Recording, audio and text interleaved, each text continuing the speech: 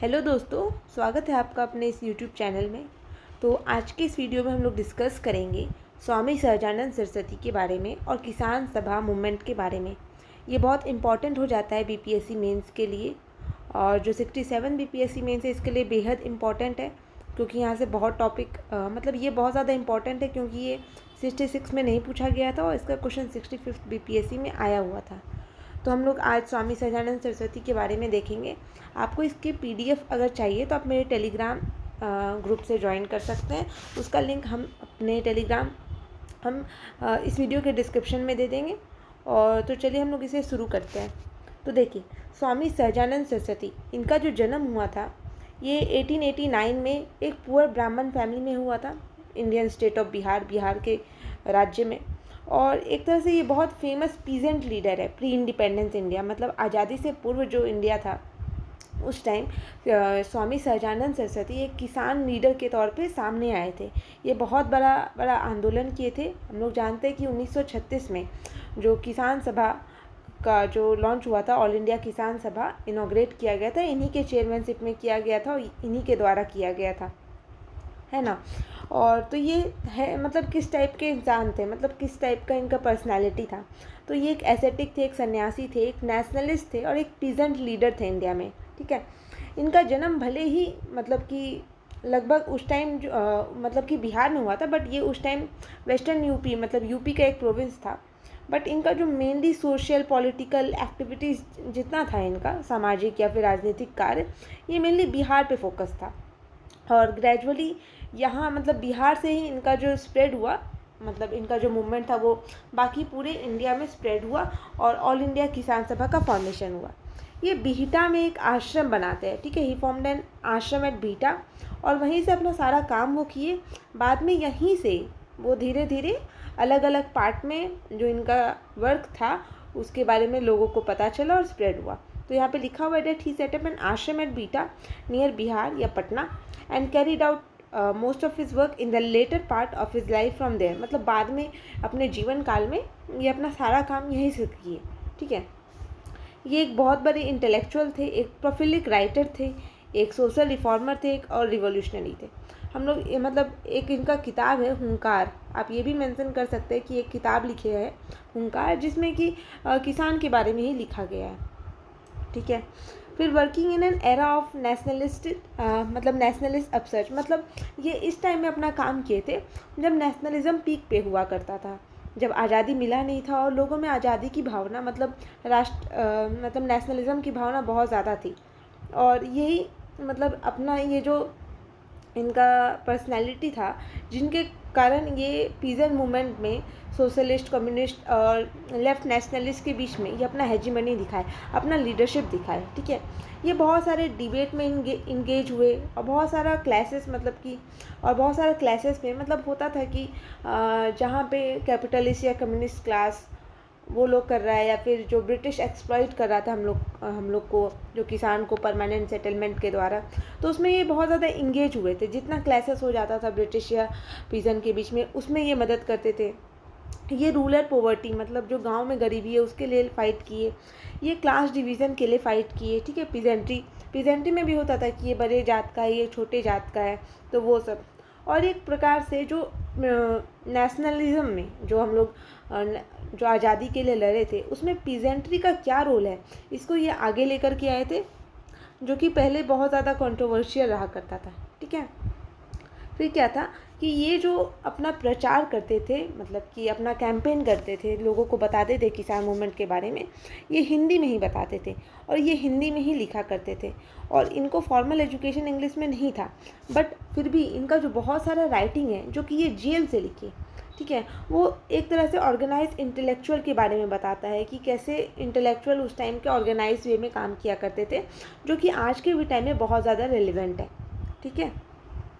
फिर जब गांधी जी का सक्सेसफुल एक्सपेरिमेंट होता है चंपारण में, तो स्वामी जी, जो कि स्वामी सहजानंद सरस्वती, ये उन्हीं के पाथ को फॉलो करते हैं और एक तरह से लोगों के लिए, मासेस के लिए एक इकोनॉमिक राइट को, एक स्ट्रगल जो कि इकोनॉमिक राइट पे बेस्ड था, उसको स्टार्ट करते हैं, उसको एजिटेट करते हैं। ये लोगों को यूनाइट करते हैं। United the people of Bihar against the British के खिलाफ और स्ट्रेंथन करते नॉन कॉपरेशन मूवमेंट को। और इनका बहुत बड़ा अहम योगदान था in the modernising role in the social culture relation. जो सोशल कल्चर रिलेशन है उसमें भी इनका बहुत ज़्यादा एक अहम रोल था इन द उसको आधुनिक बनाने के लिए। फिर किसान सभा मूवमेंट का स्टार्ट जो हुआ बिहार में, इसे स्वामी सहजानंद सरस्वती के ही लीडरशिप में किया गया, जो कि 1929 में बिहार प्रोविंशियल किसान सभा को बनाते हैं, ठीक है। जिससे कि एक तरह से जो लोगों का मतलब कि जो किसानों का ग्रीवियंस था कि उनको क्या प्रॉब्लम है और मतलब कि वो कैसे ज़मींदारी से मतलब ज़मींदार लोग उन्हें एक्सप्लॉइट कर रहा है, कैसे ब्रिटिश उनको एक्सप्लॉइट कर रहा है, ठीक है, उनके ऑक्यूपेंसी राइट में। इनको यह आगे लाने के लिए, सबको बताने के लिए कि ऐसा नहीं होना चाहिए, किसान का भी कोई राइट है, ठीक है। एक तो किसान जो है वो बैकबोन है। लाल बहादुर शास्त्री भी कहे जय जवान जय किसान, है ना। तो इसी के बेसिस पे मतलब एक किसान जो होता है वो बहुत मतलब एक तरह से बैकबोन है हमारे इंडियन इकोनॉमी के लिए भी। फिर under the charismatic and the dynamic leadership, जो इनका कैरिस्मेटिक पर्सनैलिटी था, एक डायनेमिक लीडरशिप था स्वामी सहजानंद सरस्वती का। इसी के कारण क्या होता है कि ये जो मूवमेंट है ये पूरा एंटायर बिहार में स्प्रेड हुआ, और एंटायर बिहार ही नहीं, बाद में ये एंटायर इंडिया में भी स्प्रेड होता है, ठीक है। और इससे क्या होता है ना कि जो परमानेंट सेटलमेंट था वो अब धीरे धीरे नाजुक होने लगा, कमज़ोर होने लगा, क्योंकि किसान को अपना हक के बारे में पता चल गया।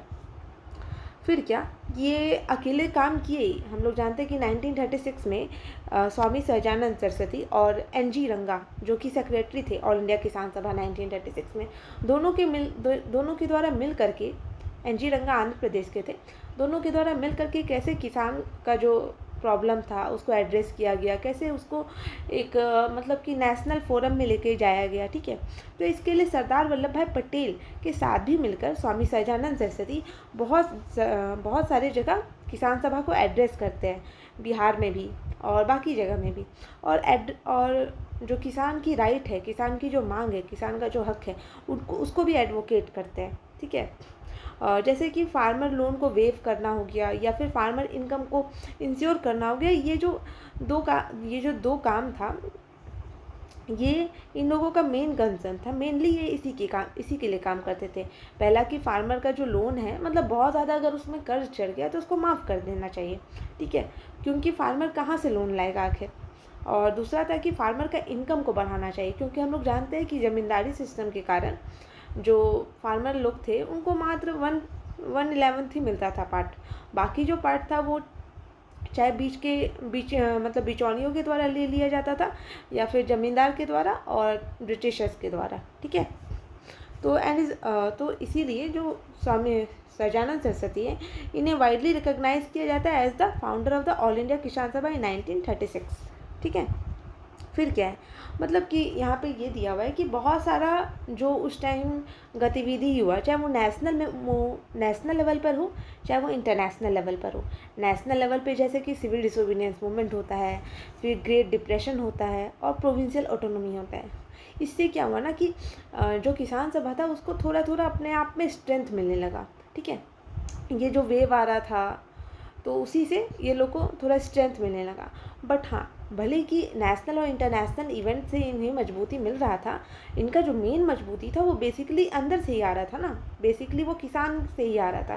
किसान का दुख देख करके आ रहा था कि नहीं, मतलब कभी भी होता है अगर किसी भी चीज़ के लिए हम लोग लड़ते हैं तो हमें उसका दर्द पता रहता है कि बहुत ज़्यादा मतलब कभी ना कभी तकलीफ़ हुआ था, तब हम आज उसके लिए लड़ रहे हैं। किसी भी चीज़ का थ्रेशोल्ड पार होने के बाद एक भूचाल आ जाता है, तो वैसा ही किसान सभा मतलब किसान लोगों के साथ भी हुआ, ठीक है।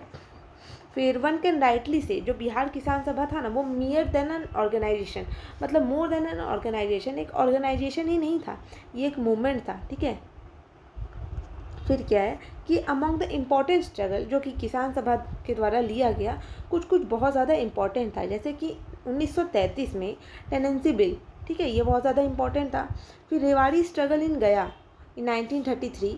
फिर 1938 में हुआ था बक्सत मूवमेंट इन द बहरिया ताल, ठीक है। फिर रेवाड़ा, मंझियावाड़ा और अन्नावाड़ी हुआ था 1936 से 38। ये भी बहुत इंपॉर्टेंट था, जो कि किसान सभा के द्वारा ऑर्गेनाइज किया गया था।